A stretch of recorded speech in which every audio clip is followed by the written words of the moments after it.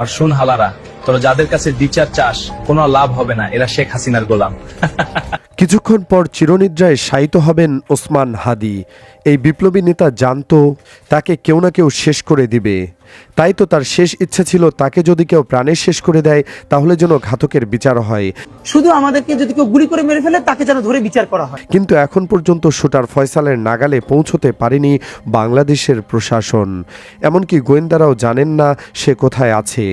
এদিকে আল জাজিরার বাংলাদেশি সাংবাদিক জুলকারনাইন সায়ের খান বলছেন হাদির ঘাতক ভারতে পালিয়েছে, কিন্তু আরেক প্রবাসী অ্যাক্টিভিস্ট পিনাকি ভট্টাচার্য বলছেন হাদির ঘাতক ফয়সাল দেশেই আছে, কিন্তু জুলকারনাইন ডিজিএফআই এর সাথে মিলে ফয়সালকে বাঁচাতে নাকি ভারতে পালিয়ে যাবার নাটক সাজিয়েছে। তবে কি আসলেই এখনও দেশেই ঘাতক ফয়সাল, থাকলে কোথায় আছে?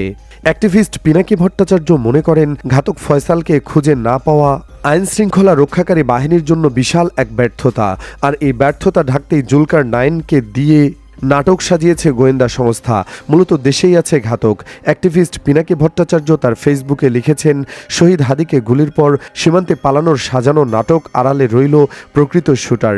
এক্সক্লুসিভ অনুসন্ধানের রিপোর্ট আগামীকাল প্রকাশিত হবে দৈনিক আমার দেশে। এই রিপোর্টই উঠে এসেছে হালুয়াঘাট সীমান্ত দিয়ে পালানোর নাটক তৈরি করেছে ডিজিএফআই।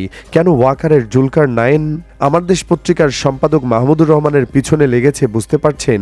পিনাকির এই দাবি যদি সত্যি হয় তবে হাদি হত্যাকাণ্ডের নতুন মোড় নিতে চলছে। ওই পোস্টে তিনি লিখেছেন, সত্যের জয় অনিবার্য, শহীদের রক্তের সাথে বেইমানি করে যারা নাটক সাজিয়েছে তাদের বিচার এদেশের মাটিতেই হবে। মাহমুদুর রহমানের এই লড়াইকে স্যালুট জানাই। আজ বেলা 2:30টায় জাতীয় সংসদ ভবনের দক্ষিণ প্লাজায় শহীদ ওসমান হাদির নামাজে জানাজা অনুষ্ঠিত হবে। শহীদ ওসমান হাদির নামাজের জানাজায় অংশগ্রহণে আগ্রহীদের কোনো প্রকার ব্যাগ বা ভারী বস্তু বহন না করার জন্য বিশেষভাবে অনুরোধ জানানো হয়েছে। একই সঙ্গে সংশ্লিষ্ট সবার অবগতির জন্য জানানো যাচ্ছে, এ সময় সংসদ ভবন ও আশপাশের এলাকায় ড্রোন উড়ানো সম্পূর্ণ নিষিদ্ধ। এর আগে গুলিবিদ্ধ হয়ে সিঙ্গাপুরে চিকিৎসাধীন অবস্থায় বৃহস্পতিবার রাত 9:45টার দিকে মারা যান ইনকিলাব মঞ্চের আহ্বায়ক শরীফ ওসমান হাদি। দর্শক, আপনার কি মনে হয় তা নিয়ে মন্তব্য জানিয়ে দিন কমেন্ট বক্সে। ভিডিওটি ভালো লাগলে লাইক দিন এবং শেয়ার করুন, আর আমাদের চ্যানেলে নতুন হলে সাবস্ক্রাইব করুন। ধন্যবাদ।